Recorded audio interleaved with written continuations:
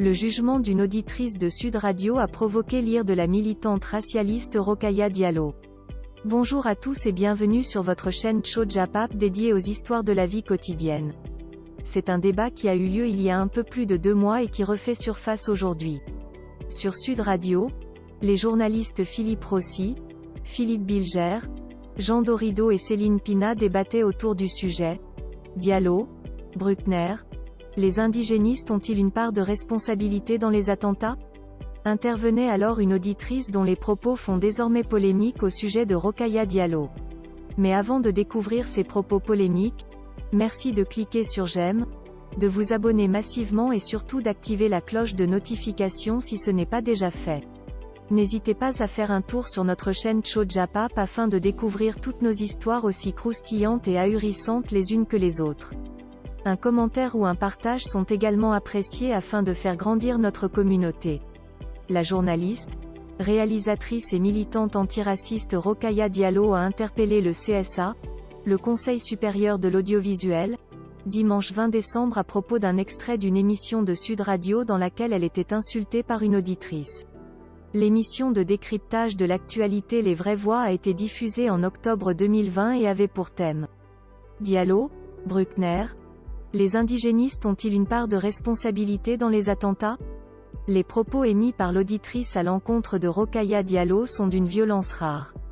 Tout d'abord, l'auditrice s'est exclamée « Madame Diallo se plaint de la France, des Blancs, mais si aujourd'hui elle est journaliste, elle a eu des awards, elle a un master, elle a l'ouverture d'esprit de notre pays et notre éducation. » Avant de continuer de manière outrancière toujours dans l'émission, parce que si Madame Diallo n'avait pas bénéficié de tout ce que lui a donné la France, je crois qu'elle serait en Afrique avec 30 kilos de plus, 15 gosses, en train de piler le mil par terre et d'attendre que monsieur lui donne son tour entre les 4 autres épouses. On pourrait se demander s'il n'y a pas d'intellectuels, de personnes instruites en Afrique ou si l'Europe est le seul théâtre de l'instruction et de l'éducation. De plus, on pourrait se demander quel est le lien entre la prise excessive de poids et la vie en Afrique. En plus d'être un propos grossophobe, en Afrique, n'y a-t-il que des personnes en obésité ou situation de surpoids ou à contrario, n'existe-t-il pas de personnes en surpoids ou en situation d'obésité vivant en Occident? En ce qui concerne la réaction des journalistes présents lors de ce débat, il n'y a eu aucune contestation des propos de l'auditrice sur le plateau de l'émission. En effet, étaient présents Céline Pina, Philippe Rossi, Jean Dorido et Philippe Bilger. Sur le coup, les journalistes n'ont ni abondé dans son sens, ni condamné. Attention, Daniel Obono va vous tomber dessus. Glissait Philippe Bilger.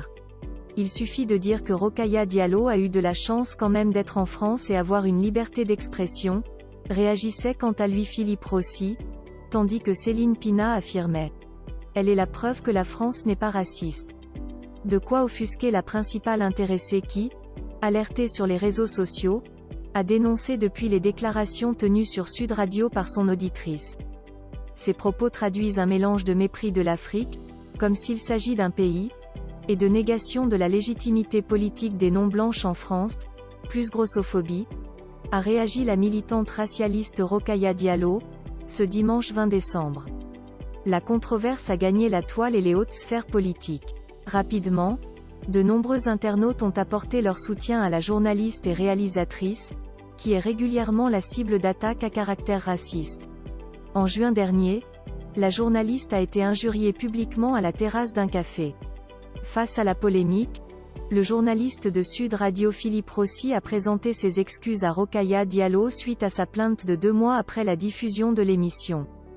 Je tiens à présenter toutes mes excuses à Rokhaya Diallo que je connais bien. Jamais Sud Radio ne crédite et ne peut cautionner ce genre de discours à l'encontre de nos valeurs. A-t-il tweeté. On peut être en désaccord avec Rokhaya Diallo, mais rien ne justifie de tels propos, écrit-il également. Des excuses acceptées par la militante. Les excuses sont rares, il faut le souligner, espérant que ces propos feront l'objet d'une réponse ferme. Le geste a rapidement joint la parole, puisque la militante indigéniste a annoncé ce lundi soir sur Sud Radio qu'elle portait plainte contre l'auditrice. L'ancien magistrat Philippe Bilger s'est lui aussi excusé, ajoutant que Sud Radio serait très respectueuse à l'avenir pour prévenir toutes les dérives. Attaquée, la chroniqueuse et ancienne élue de gauche Céline Pina a, elle, publié un long droit de réponse, réfutant toute accusation de racisme. Voilà pas mal de temps que les racialistes et islamistes aimeraient bien que je disparaisse du paysage médiatico-politique, se dédouanant au passage de n'être comptable que de sa parole et dénonçant les anonymes agressifs et insultants. Du côté politique, plusieurs réactions ont également émergé.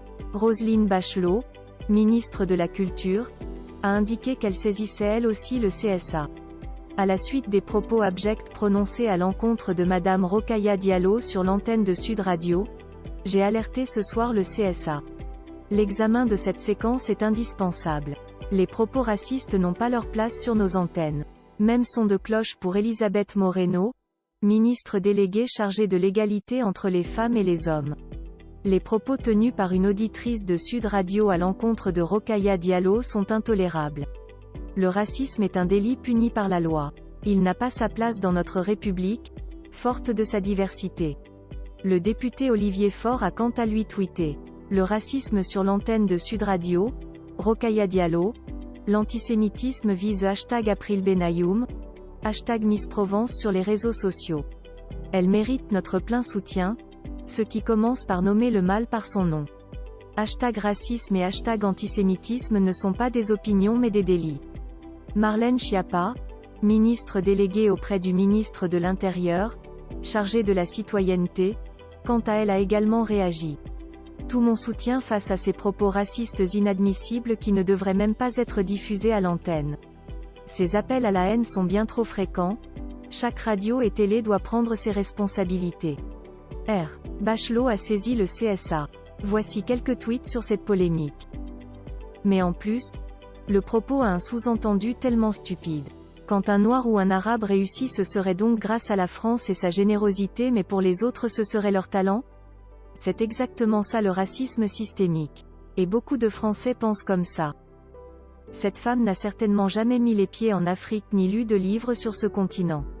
J'ai lu pas mal d'ouvrages sur l'Afrique et j'ai voyagé dans plusieurs pays, Sénégal, Mali, Côte d'Ivoire, Togo, Tanzanie, Zambie. Je me suis rendu compte que les femmes africaines sont très courageuses et très dynamiques car ce sont elles qui portent à bout de bras ce continent. Incroyable. Ils ont un tel mépris de l'Afrique à croire qu'on vit dans des huttes sans éducation. Je suis outré par ce que j'ai entendu. Ça me rappelle une scène au Mali à Bamako où nos hôtes nous rappelaient les propos honteux du président au sujet des 6 à 7 enfants par femme qui expliquaient selon lui les difficultés du Mali. Ce trait acide n'était vraiment pas passé et nous en restions assez confus. Non. Non. Le meneur aurait dû la couper. Inacceptable. Propos racistes inadmissibles. Pour moins que ça, j'avais obtenu une condamnation. On ne peut pas laisser faire. Non. Je ne sais pas si vous réalisez à quel point c'est grave ce qui est en train de se passer là. Non mais en plus il la remercie et la met en garde contre une éventuelle réaction de Madame Obono. On touche vraiment le fond de la fosse sceptique au niveau du débat d'idées sur les valeurs de la République. On banalise le racisme ordinaire. Face à toute cette polémique, plusieurs questions pourraient être posées. Pourquoi a-t-on attendu des mois avant d'avoir des excuses des différents membres? Est-ce à cause de la pression dans les réseaux sociaux? Se serait-il excusé s'il n'y avait pas cette plainte? Comment qualifierez-vous le silence des journalistes pendant l'émission? Et concernant les propos de la dame, la population africaine est-elle plus en surpoids que les autres populations dans le monde? N'y a-t-il pas des Africains intelligents, scolarisés, inventifs ou novateurs? Merci de nous donner votre réaction en commentaire. Si cette vidéo vous a plu, merci de cliquer sur j'aime, de la partager et de vous abonner massivement. À très vite sur Tcho Japap pour de nouvelles histoires aussi étonnantes qu'ahurissantes.